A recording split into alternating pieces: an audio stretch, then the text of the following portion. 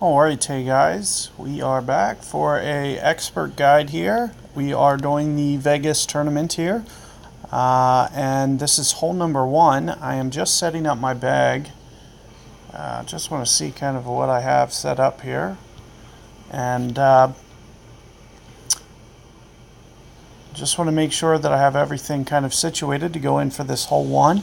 Now, the method that I'm going to recommend to you guys, if you have a POC 5, a POC 6, a POC 7, is try to focus on your landing zone for going for this green. If you have a POC 4 or POC 3, what I would recommend is berserker balls for using this method. I will also show you guys a layup method tomorrow, but for today, this is the preferred method that I recommend you guys going for it. I'm assuming most people are going to be able to, even Thor's hammer, full power berserker, full top spin, just try to spin it through that bunker, and we're going to try to do similarly. And the way that I choose what I'm going to do is going to be basically dependent upon the wind. If I get a little bit more of a headwind here, as you can see, it is pointed down, so I will go for this shot. I am going to use more POC 5 spin, so notice how I'm backing off of this a little bit, because I want to show you that a POC 5 can still get here.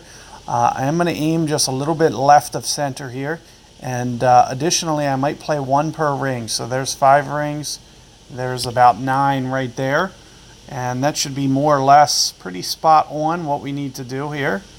And I did hit a great ball. I don't think it's going to cost me, but it is going to make it come in a little bit more. Hopefully it doesn't hit the fairway. It looks like I hit the rough, and it is going to come in right there about perfect. But as you can see with the great ball, that it shot it out to the right. But all things considered, going to be very nice. One of the reasons that I recommend trying to keep it a little bit left there, and you can see I did back off my top spin, so POC 5 is going to be able to do this.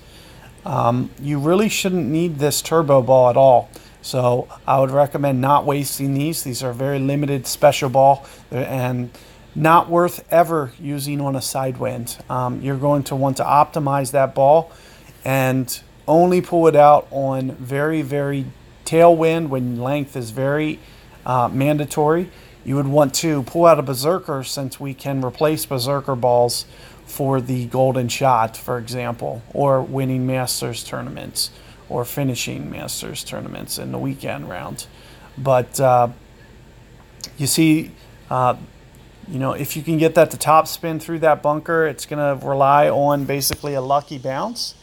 But that's what you'll want to focus on to hopefully pull this hole off. And let's see if this guy can't go for this pitch. I can kind of mention this pitch a little bit to you guys. I have not been in the bunker yet, but from last tournament, I believe it's around somewhere.